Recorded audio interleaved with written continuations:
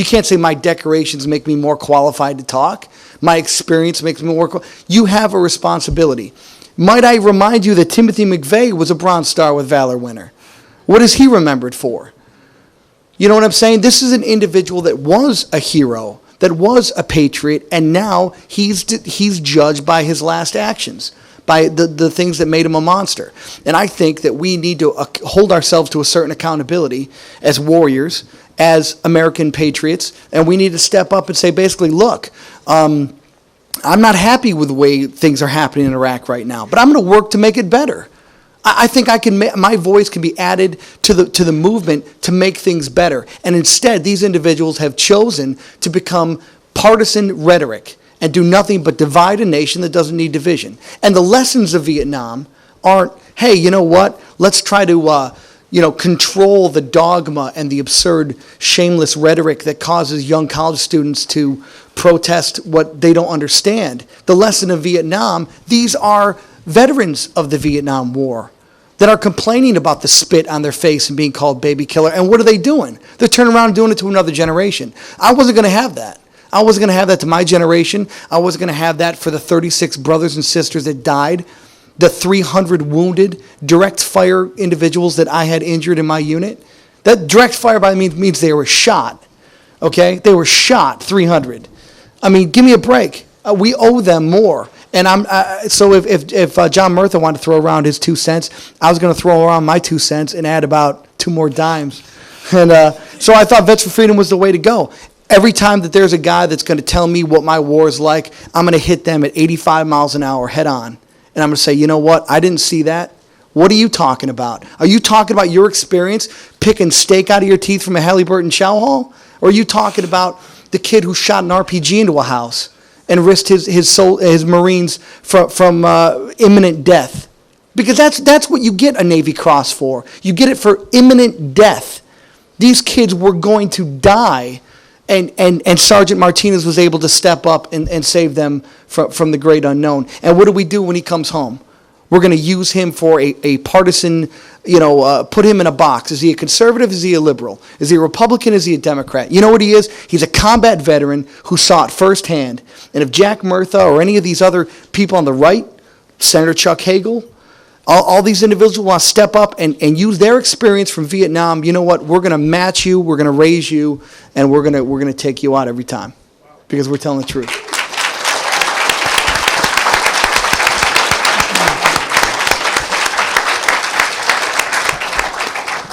No more questions needed from me.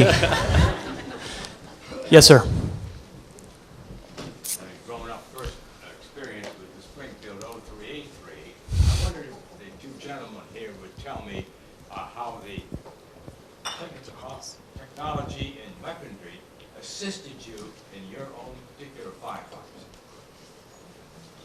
The only thing I have to say is the M16, the steel core round, the 5.56, has too much velocity and CQB close quarter combat. Oftentimes it took 5, 6, 7 shots to take one single man down. That's because he doesn't even know he's shot yet and he's still fighting. Another reason for that is a lot of these guys start shooting up adrenaline before they actually go out and fight. So you got that adrenaline rush also. But our technology is way more advanced than they are. I wouldn't leave on a patrol without my 203 and my M16, 6 M67 fragmentation grenades, all that kind of stuff like that. But here's the problem: we're engaging people within like 50 yards in almost every fight, and we need a better round for our coalition troops to be able to actually take down men with one shot. Their AK-47, the 7.62 by 39 cartridge. If you get shot with that, you're going down no matter what. And I think that's the technology needs to be improved as far as weaponry. Just we have superior weaponry. Is just the round issue, the caliber issue. I have faith in the weapon, but not in the caliber. And that was really the problem that we were facing in close quarter combat.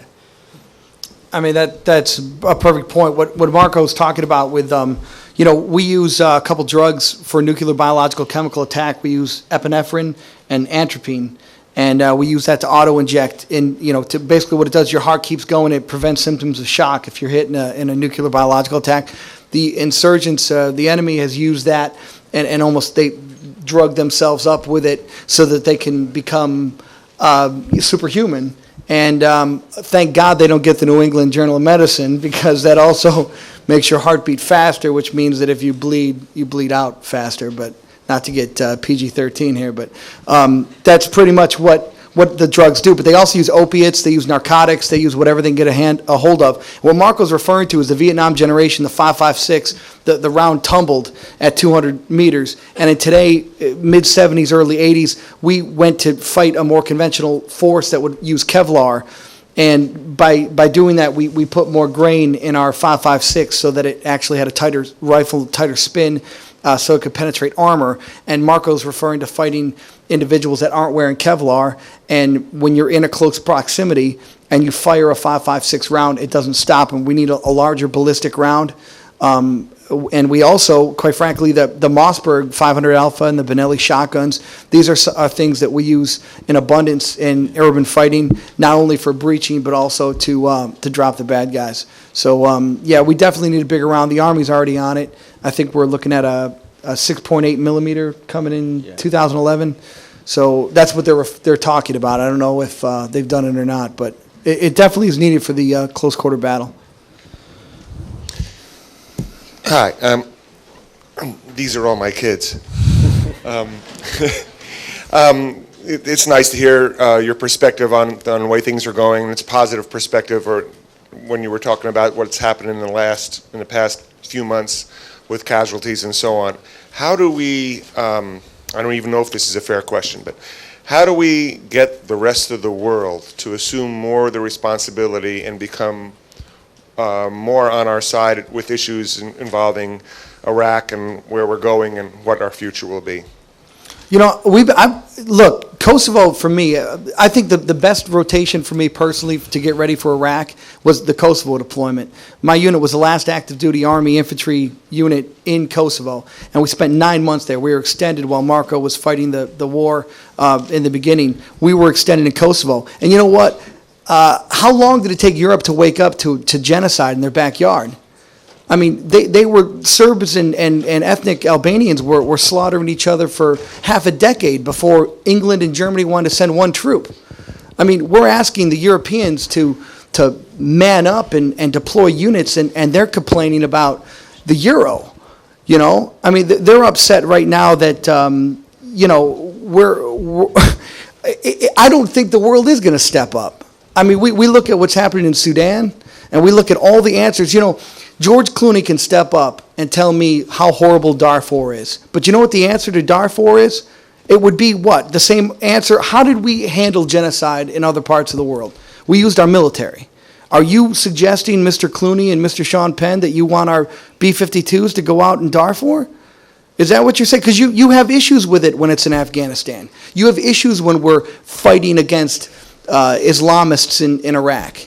See, the problem is that we are a schizophrenic society, and we have so many individuals that want to put their little political dogma into foreign policy. So, who better to hear about military policy than Alan Greenspan, right? That General Greenspan is the answer to come on, he's a Fed chair. I don't want to hear about Iraq from Alan Greenspan. And here we have generals that are stepping up and telling us the way to go. The generals that we didn't listen to 3 years ago, they're now stepping up, and they're saying this is the answer forward. But if we're going to wait on the people of France, even though the president seems like he's a decent man, you're going to be waiting a long time. I wouldn't expect the good people of Europe to exercise any sort of protection of democracy in the next 30 years. That's just my assessment.